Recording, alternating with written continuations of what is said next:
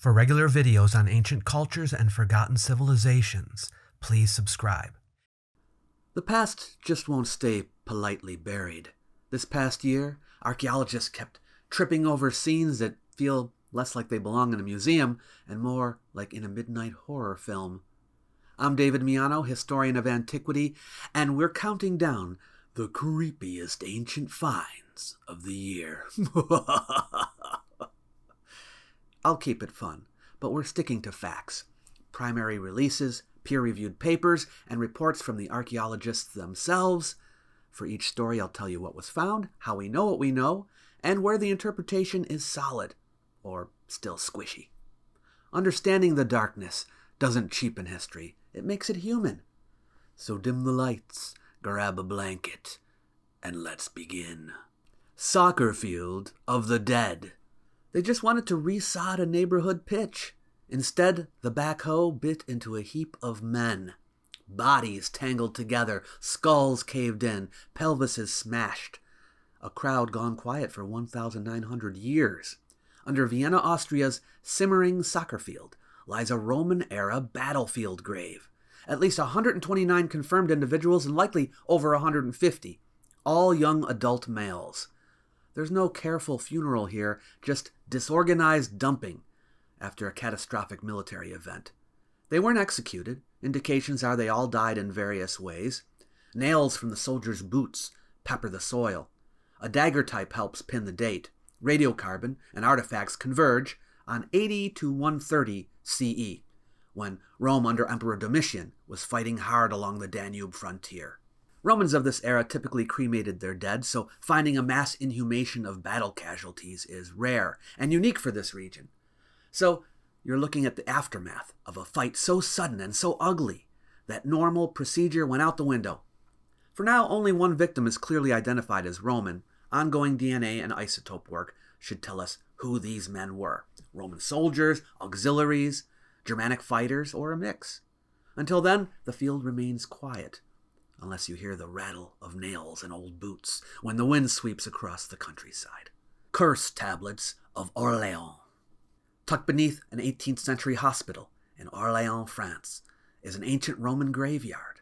A row of 60-plus male graves were found lined against a wall, each in a painted wooden coffin, and in 21 of them, a nasty little secret: rolled lead curse tablets. These deficciones, as they were called, were letters to the gods, calling down evil upon a person's enemies. They scratched the curse into thin lead, rolled it tight, pierced it with a nail, and delivered it to the underworld along with the dead. One tablet here was found between a man's legs alongside coins and a vase. Scientists virtually unrolled it with reflective imaging and X-ray tomography. The text was in the Gaulish language, invoking Mars to target named enemies, possibly the epithet Mars Regisamu, Mars the Royal. It's rare to catch Gaulish still alive on a Roman-era curse, and rarer still to see so many tablets inside graves rather than tossed into a well or spring. I guess the tablet holds more legal weight if a dead person takes it with them. Nailed heads of Iberia. You're walking beside a hilltop wall at sunset, and suddenly you realize that the decor consists of human remains.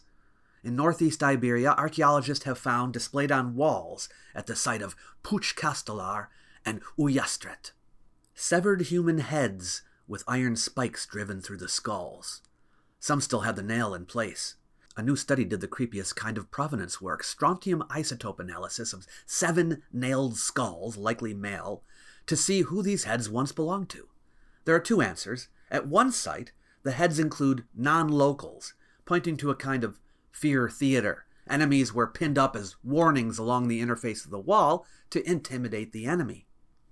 But at the other location, at least some heads match local signatures, hinting at ancestor veneration or elite commemoration, honored dead, not just humiliated foes. In short, the nailed head ritual had different meanings in different towns, sometime between roughly the 4th and 2nd centuries BCE.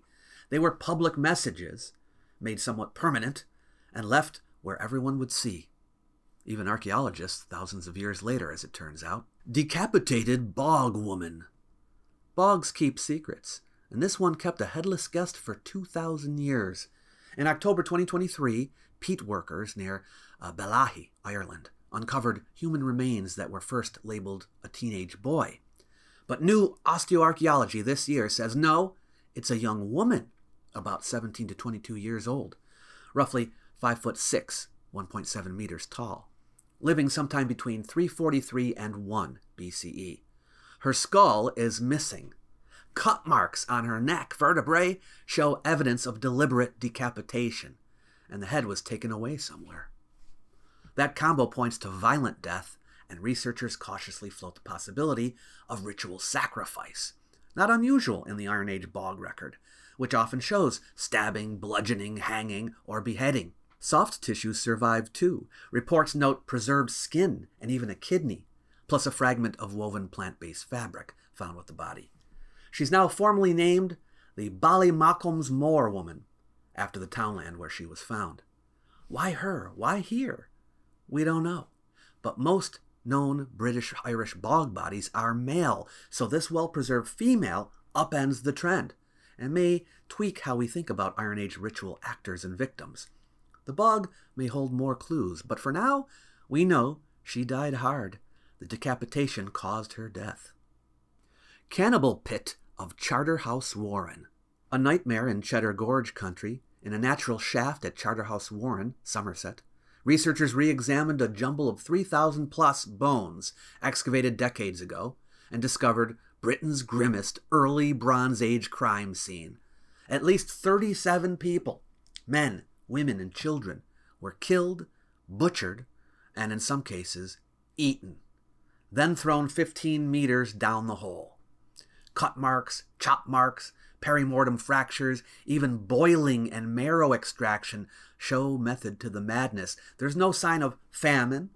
Animal bones are mixed in, so this wasn't survival cannibalism. The team interprets it as deliberate dehumanization of enemies, Bronze Age othering. Radiocarbon places the event circa 2200 to 2000 BCE. Taphonomy points to a single episode, not a cemetery used over time. For Britain, this is unprecedented. Nothing else this large scale shows up in the material record. For years, museum drawers were haunted by this, and modern imaging and zooarchaeology finally brought this ugly story into the light. Pyramid of Puppets. At the very top of San Isidro, El Salvador's tallest pyramid, archaeologists found a stage set from your nightmares. 5 ceramic puppets with hyper-expressive faces that seem to change mood as you move around them. 3 have detachable heads and open mouths. Drill holes through the neck, and in some cases the thighs, suggest strings once let a performer swivel, nod, or make them speak. But this wasn't for entertainment. The dates, about 410 to 380 BCE, and the elite setting point to a public ritual performance, likely reenacting mythic or historical episodes for a crowd gathered below. One figure is male, with incised lines that may represent tattoos or scarification. The others are female. They're small, roughly 10 to 30 centimeters, but designed to play big. Mounted at a summit, possibly oriented toward the west, the Mesoamerican direction of the dead, they would have been seen as living icons when animated by light and motion. The discovery is only the second time such articulated figurines have been found in situ atop a monumental structure in this region, and it upends the old idea that ancient El Salvador was culturally isolated. The style and symbolism link San Isidro into wider Southeast Mesoamerican networks, reaching Guatemala, Nicaragua, Costa Rica, and beyond. The Blood Channel Temple. In the Alaze Plain in Turkey, archaeologists opened a courtyard at Tadem Fortress and Hoyuk, and found a temple built for spectacles you wouldn't want front row seats to. At its center sat a stone altar scored with knife cuts. From its edge, a carved channel ran outward to a deep pit. In the channel and pit lay human teeth and bones, mixed with animal remains, grisly runoff from ceremonies that likely involved sacrifice. Nearby, teams documented podiums, ritual hearths, and domestic spaces that braided cult, household, and community into one performance zone. Later in the season, excavators also reported a second bull-headed altar, strengthening the case for a built ceremonial precinct. Stratigraphic work dates the complex to the late Chalcolithic, early Bronze Age, about 6,000 years ago. Reporters have compared it to a slaughterhouse. The archaeologists are more careful. This was a controlled theater. Blood channeled by design, offerings curated, and refuse managed. The Lady of Aspero. Coastal deserts don't usually spare soft tissue, but Aspero did. In the public complex of Huaca de los Ídolos, archaeologists uncovered the 5,000-year-old burial of a high-status woman wrapped in layered cotton and rush mats, then crowned, macabrely beautifully, with a mantle of macaw feathers. Her skin, hair, and nails survived, a preservation unicorn for Peru's north-central coast. The grave goods consisted of an embroidered feather panel, a beaded toucan's beak, an Amazonian snail shell, sweet potatoes, a fishing net, baskets, gourds, signals of status, and far-flung exchange reaching from the rainforest to the sea. Osteologists place her around 20 to 35 years old. The context ties her to the Corral Supe world, one of the earliest, if not the earliest, complex society in the Americas, and shows that women held elite roles here. The tomb lay beneath what had been a modern trash dump, so Aspero kept it secret for a very long time. Creepy, yes, but also intimate. 5 millennia later, her hair, her nails, her skin are still in evidence beneath a cloak of jungle feathers. Ambush in the High Cave. In Spain, high in the Catalan Pyrenees, 1,800 plus meters up, at the archaeological site of Roca de les Oranetes, excavators lifted a human rib with a flint arrowhead still locked inside, a clean shot from behind, threading between ribs and staying there, while the victim kept living long enough for bone to start healing. It's rare, direct evidence of interpersonal violence thousands of years old. The dig, led by Carlos Tonero of the Autonomous University of Barcelona, with osteology by Miguel Ángel Moreno, sits in a cave used as a high mountain cemetery for centuries, with 6,000 plus bone fragments from at least 60 individuals. Herders toughened by altitude, plus women and children.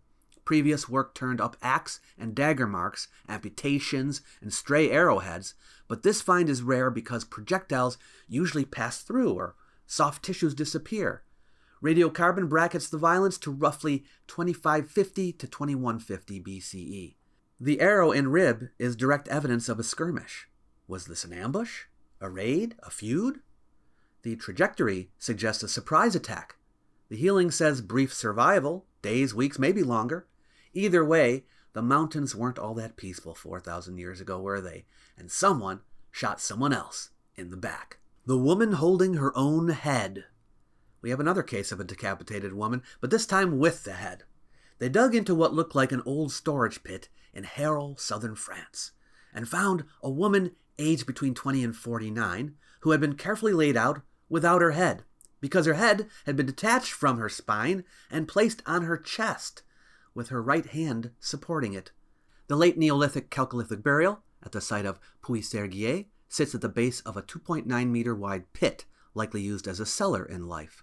Pottery from the fill ties it to the Varazien culture horizon. Radiocarbon indicates a date of about 2700 to 2600 BCE. The body is supine, limbs slightly bent, with the head positioned purposefully, an arrangement unknown elsewhere in southern France to date. Researchers weigh scenarios. They can't determine whether the head was removed before or after death, but agree the staging is intentional, and the rest of the mortuary treatment follows norms for individual burials of the period, which is exactly why it crawls under the skin. An otherwise standard grave, with this one having a chilling twist. Cave of the Mud People. Deep in the Sierra Mije, someone sculpted a whole crowd out of clay and never baked them.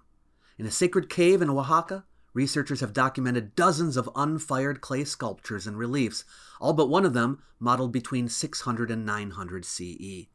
Humans, men, women, and children, alongside jaguars, monkeys, frogs, and other creatures. Because they were never fired, they're impossibly fragile, and yet, protected by darkness and stable cave conditions, they survived.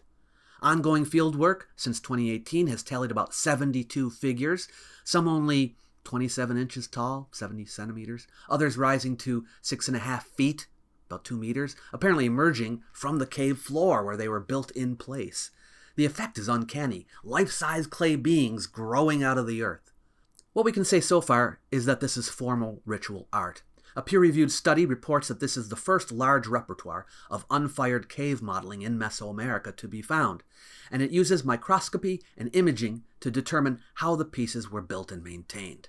The original makers remain unnamed in the record, but the cave's enduring sacred status among indigenous Mihe today points to a long memory of the place. Face in the Megalith.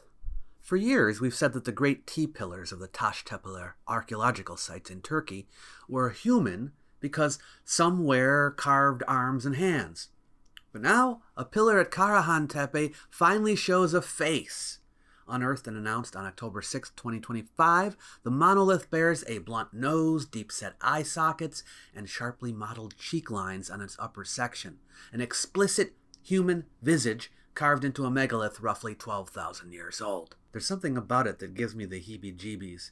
Imagine stepping into that sunken court at dawn. The monoliths are all silent, but one of them is watching you. The find is part of the state-led Taştepeler project around Şanlıurfa, same cultural horizon as Göbekli Tepe. Scholars will argue about meaning. Is it an ancestor, a deity, a founder's portrait? Who can say? But the pillar confirms that the T-pillars are indeed representations of people, at least partly. Prehistory just got personal. Face down and bound at Puemape. Out on Peru's north coast, the Puemape temple complex looks quiet until you open the sand and find a tomb packed with bodies laid face down. Several have hands tied behind their backs. A few still show ropes at the neck. There are no grave goods, just a human pile.